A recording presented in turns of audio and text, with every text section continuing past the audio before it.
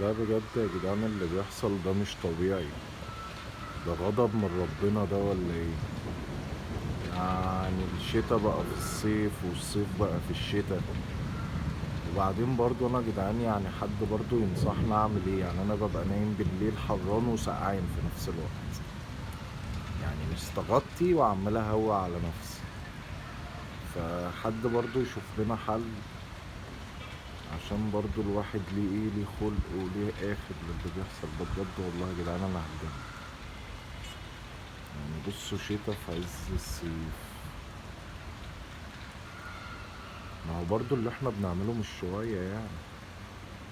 فربنا بصوا بيعمل فينا ايه يا جماعة. بصوا ربنا بيعمل فينا ايه. فأنصح الشباب بقى، أي حد بيعمل حاجة شمال يتقي الله بقى.